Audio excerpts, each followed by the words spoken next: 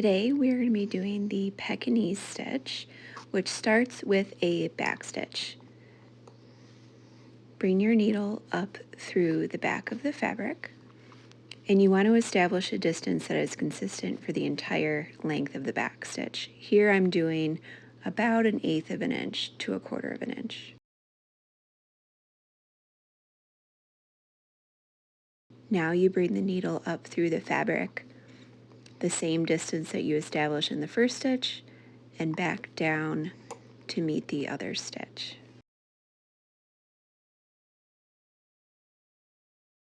Now you're going to come back up through the fabric, that same distance away from where you started the last stitch, and back down again.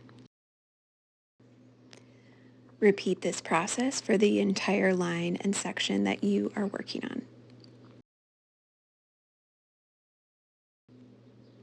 Now to continue the Pekinese stitch, we are taking a contrasting thread and we are bringing it up just below where you started the back stitch, up through the fabric, and you're going to find the second back stitch that you stitched and put your needle underneath those threads.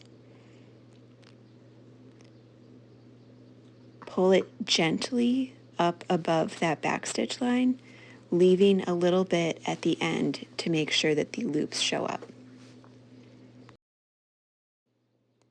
Now you are going to bring your needle back down through the first back stitch and over the contrasting threads. You can see that I am holding the bottom loop that I created with my thumb, and I'm using the needle to slowly adjust the loops. Now we're going to go up the third back stitch. I am holding the other stitch that I created with my thumb to make sure that it doesn't get pulled tight. I am pulling it to the top of the back stitch line, and now I am going down through the second back stitch that I created, making sure that my needle is over the contrasting thread and making that little loop. On the top, you will have a couple loops, and then you will see them overlap on the bottom side. Another technique you can use is using the blunt end of your needle to go up through the back stitch and back down again. This makes sure that you don't pull any threads. However, I prefer using the sharp end of the needle. Test it out a couple different ways and see which way works for you.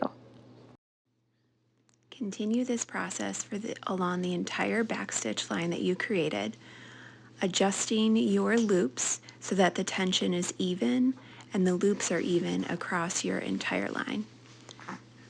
You can see that I pulled a little bit too tight on that one and it pulled, but you can adjust using your needle.